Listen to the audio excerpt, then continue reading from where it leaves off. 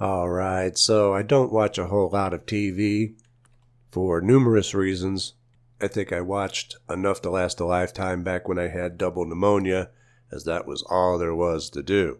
So forgive me if I'm a bit behind on the latest goings-on. But I believe America's Got Talent has just wrapped up and finished. But there was one contestant who was previously eliminated that caught my interest. And his name was Colin Cloud. And what he was doing for his act, I haven't seen the likes of since Darren Brown. So, let's get into it.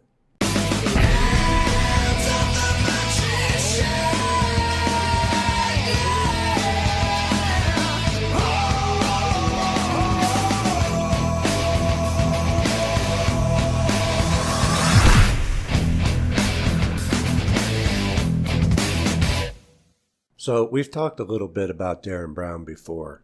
He's a hypnotist, he's a magician, but he's a mind magician. And Colin Cloud is pretty much doing the same thing. He has described himself as a modern-day Sherlock Holmes. The show has portrayed him as a mind reader. But if you watch this performance that I'm going to put a link to right here in the upper right corner, for as long as it lasts, go ahead and watch it now if you haven't already, and then come back. By watching this performance, you'll see that he is less of a mind reader than he is a mind programmer. He's been shown to go to great lengths to implant an idea into the subconscious, just as Darren Brown has done. And how is he able to do this? By sneaking around them and getting it into their subconscious when their conscious minds are not paying attention. See, if they consciously catch him, it doesn't work. The conscious mind must be diverted. But the subconscious mind sees all. Somebody recently asked me, why did you put the all-seeing eye in your logo? Because it doesn't mean what you think it means. It's a representation of the subconscious mind, our link to the divine, the pathway to manifestation. We are so much more than our conscious selves. And Colin Cloud knows this. His act of being able to predict out of thousands of tweets which one the judges will pick is very similar to Darren Brown's live shows if you've seen any of those. Pulling off these seemingly impossible feats, and everyone is amazed by it.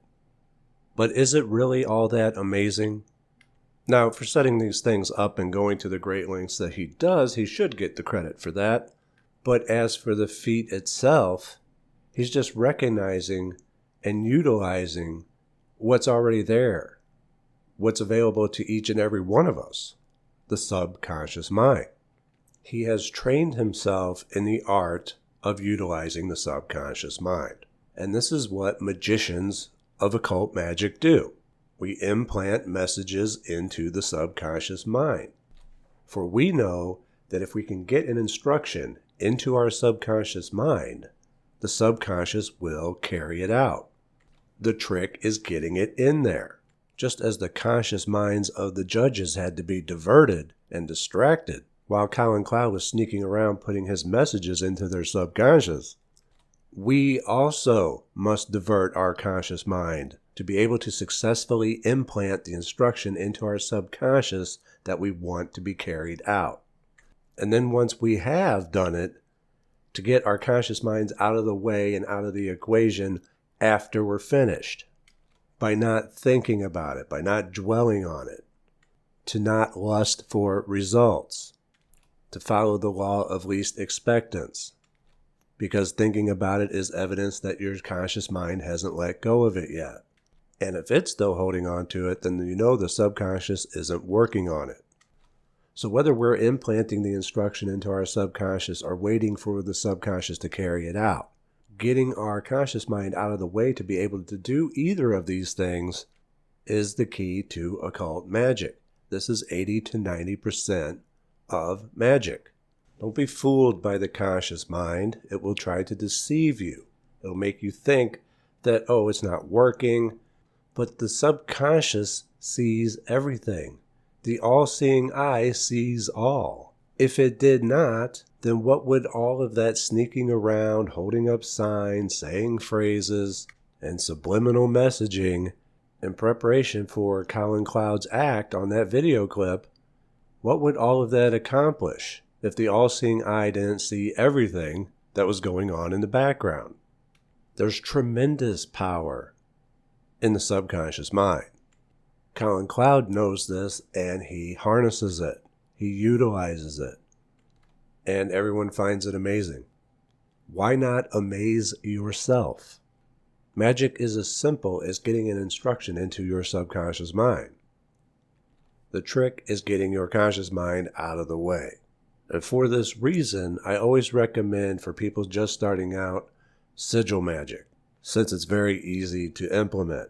Now, I have an entire program on sigil magic, the Manifesting Reality program, with many tips and tricks for getting your conscious mind out of the way so that you can implant the instruction that is sigilized into your subconscious mind.